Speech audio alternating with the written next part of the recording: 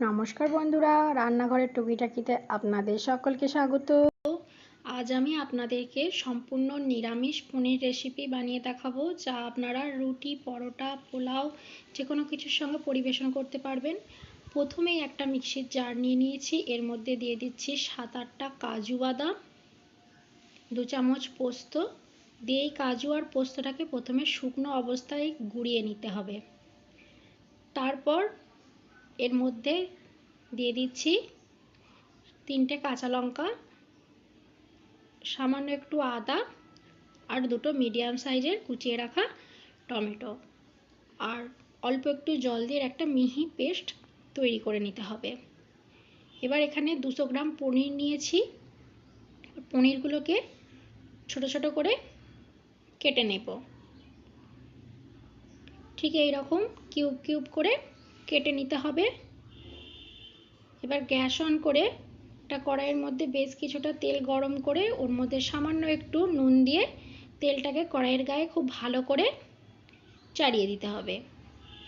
দিয়ে কেটে রাখা পনিরগুলোকে আমি তেলের মধ্যে দিয়ে দিচ্ছি। এইভাবে নুন দিয়ে ভাজলে কী হবে, পনিরগুলো কড়াইয়ের গায়ে আটকে যাবে না।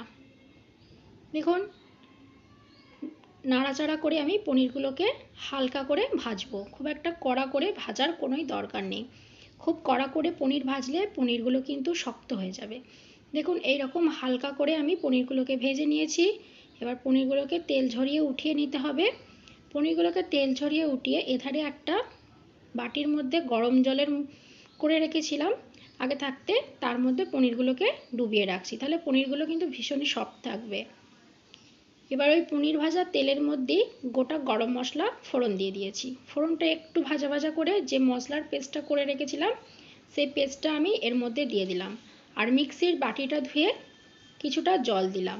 এবার দিচ্ছি স্বাদ অনুযায়ী নুন, হলুদ গুঁড়ো, সামান্য একটু হলুদ গুঁড়ো আর কাশ্মীরি রেড চিলি পাউডার দিয়ে সমস্ত কিছুকে খুব ভালো করে মিশিয়ে মশলাটাকে খুব ভালো করে কষিয়ে নিতে হবে।